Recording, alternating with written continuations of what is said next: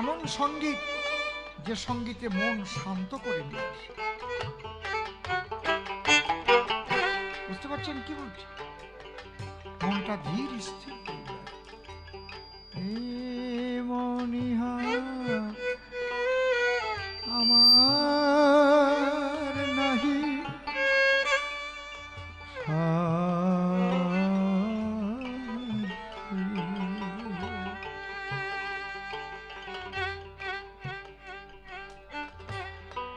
ওহ, কি সুন্দর সুন্দর গান!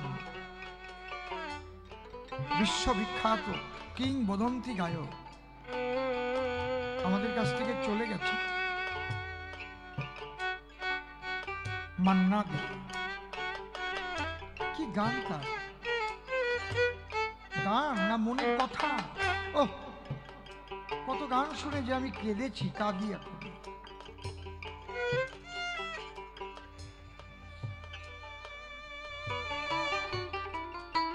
এই গানগুলো লিখতেন কে? তার নাম কি জানেন কি? পুলক বন্দ্যোপাধ্যায়। বুঝতে পেরেছেন?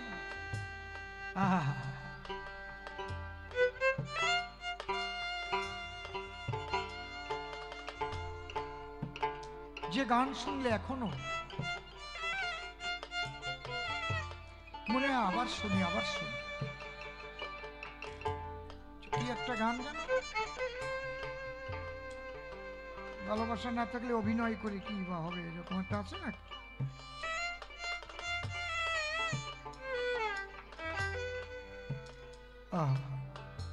আরেকটা গান আছে, ভালোবাসা ছাড়া আর আছে।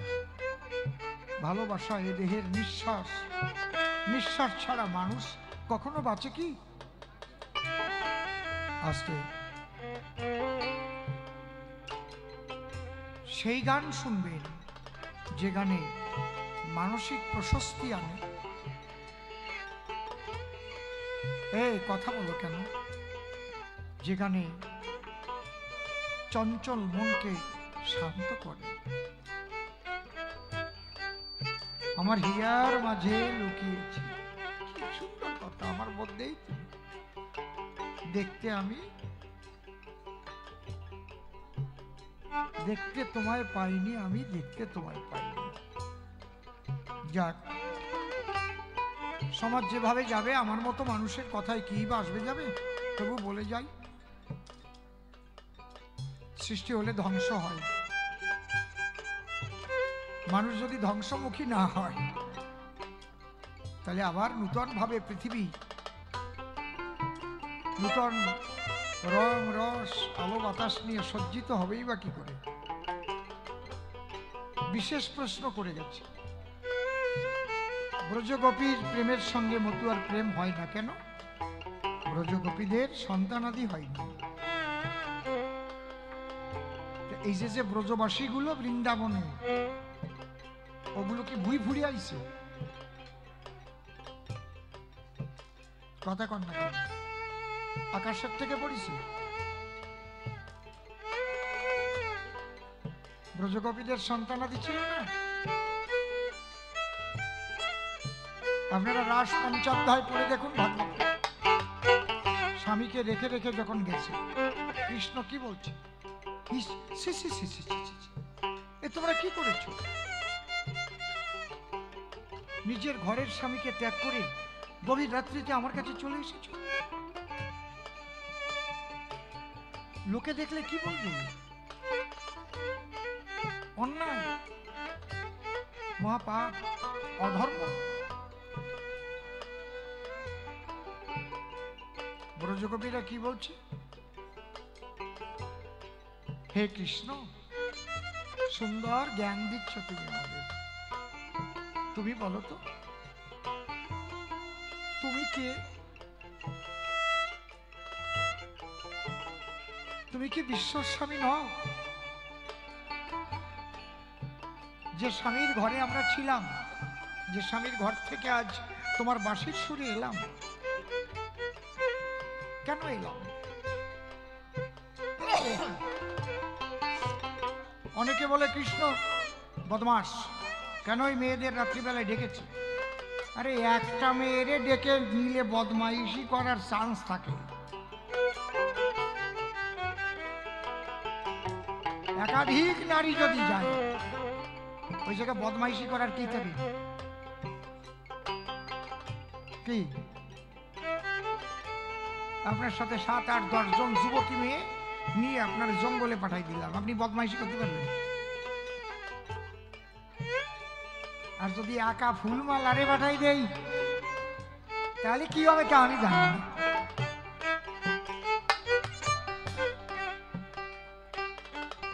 কতগুলো ব্যাপার আছে না।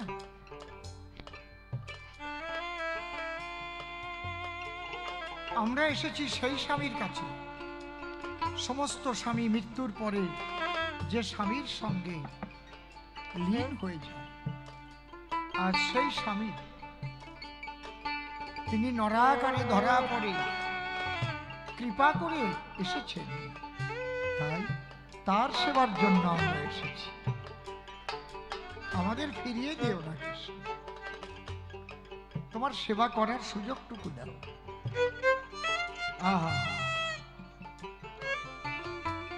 প্রত্যেকের স্বামী ছিল, সংসার ছিল, বলতে পারতে রাধারানীর সন্তান হয়নি, এটা বললে তবু মানা যেত। তারও জবাব আছে। রাধারানীর যার সঙ্গে বিয়েটা হয়েছিল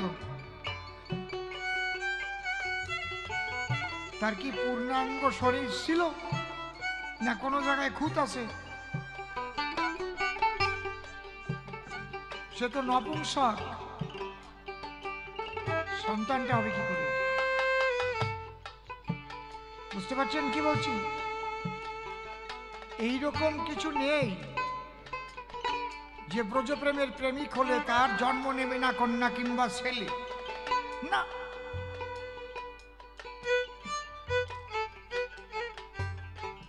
তারা কেমন হয়?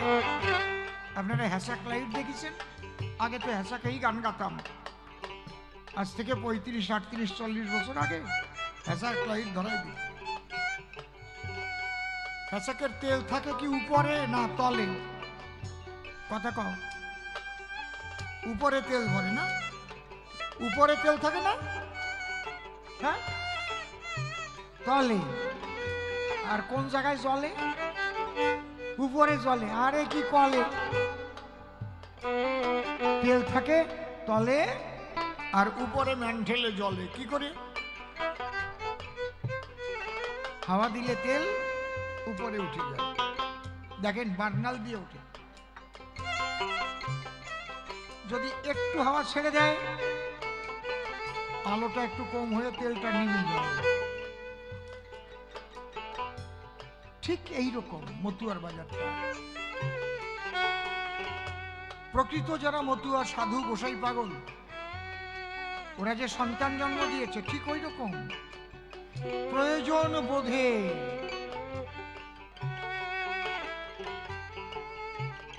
একটা সন্তান জন্ম দিয়েছে। আবার হাওয়া দিলে কি হবে?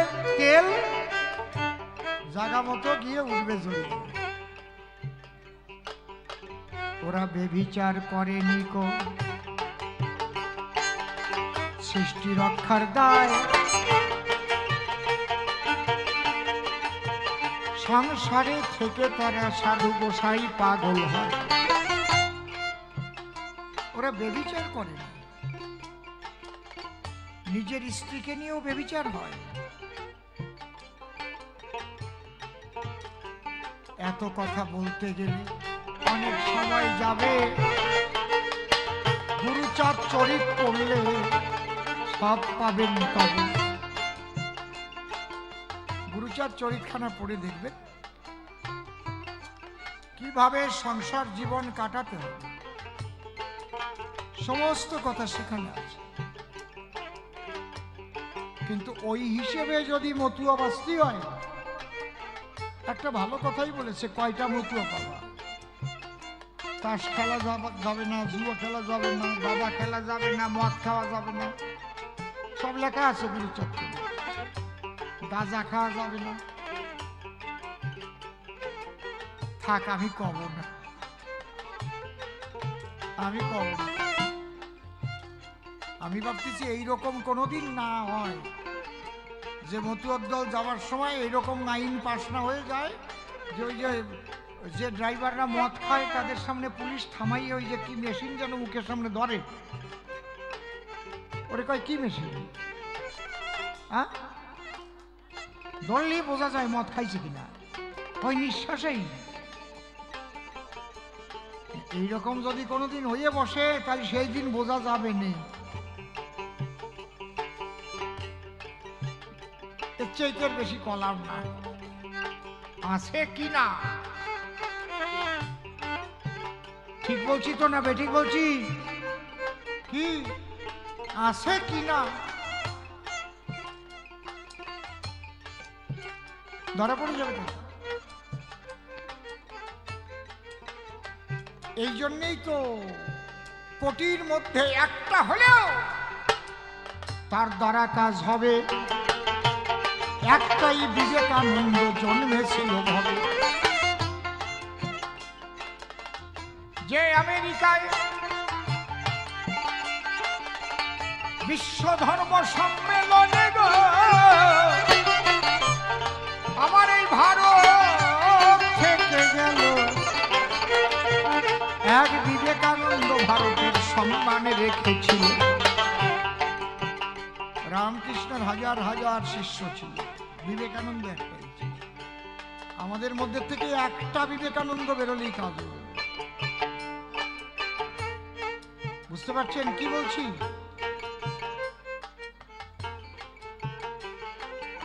এই জন্য সাধনায় সিদ্ধি লাভ একদম পাই টু পাই, বাণী মেনে না চললে কিন্তু হবে না, একটুও কম বেশি থাকবে।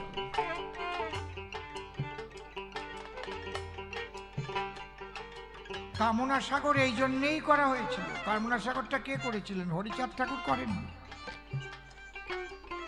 কে করেছিলেন বলুন তো, কেউ জানেন কিনা?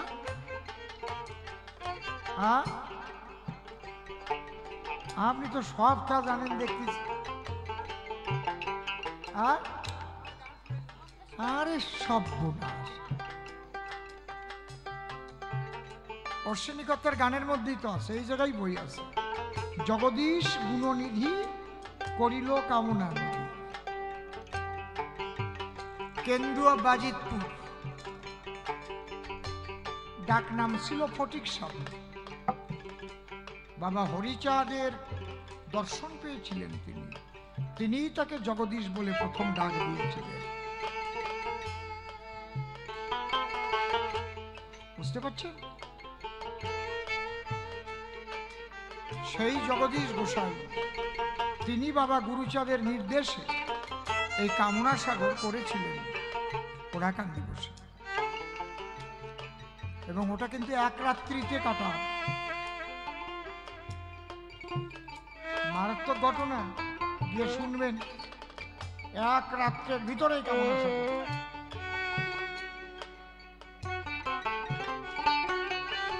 কামনা সাগর কেন কেটেছিল? গুরুচাঁদ ঠাকুর বলেছিলেন, ও জগদীশ, আমার বাবা যে অহৈতুকী অকামনা রাগাত্মিকা বেদাতীত প্রেম বিলাতে এসেছেন, সাধারণ মানুষ বুঝবে না, এ আগে বুঝাতে যাইয়ে না, তাহলে কেউ আসবে না। একদম গুটি কতক পেতে পারে, কারণ মানুষের রোগা ভক্তি, চাওয়া পাওয়া ভক্তি, সন্তান হয় না, রোগ ব্যাধি। যদি বাবার নামে কামনা করে মানত করে সারে, তাহলে বাবার উপর ভক্তি বাড়বে।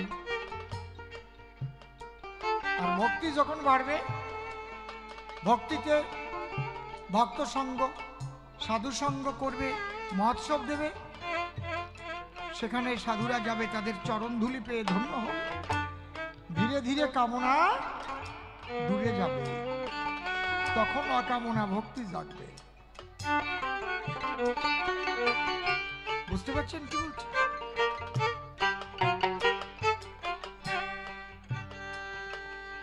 এই কথাটা চৈতন্য চরিতামৃতেও লেখা আছে পরিষ্কার করে। কাম লাগি কৃষ্ণ ভজে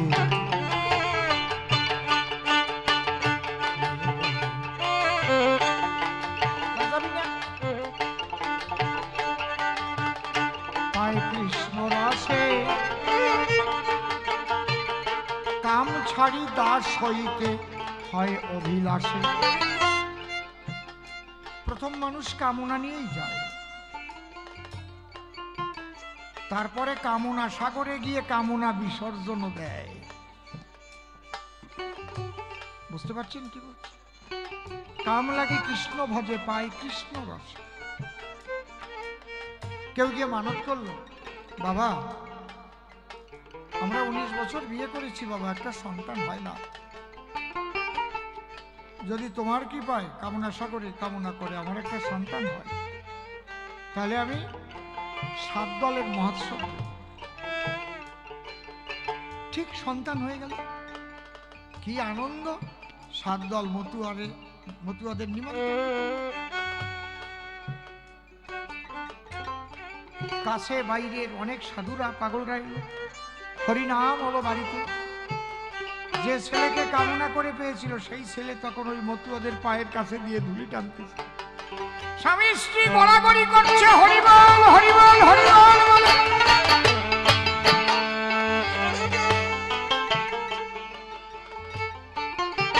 এমন রস পেয়ে গেল। এখন প্রথম বছর তো দিছিল মানত করা সম্মেলন, এখন বছর ঘুরে গেলে ভালো লাগে না, তাই স্ত্রী বলে প্রতি বছর সম্মেলন আমি চাই। কারণ যে আনন্দ পেয়েছি ওই আনন্দ তো জীবনে পাইনি। প্রতি বছর এই সম্মেলনের আয়োজন করো, তাতে সাধু গুরু বৈষ্ণবের আগমন হবে, গোসাই পাগল ভক্তরা প্রেমানন্দে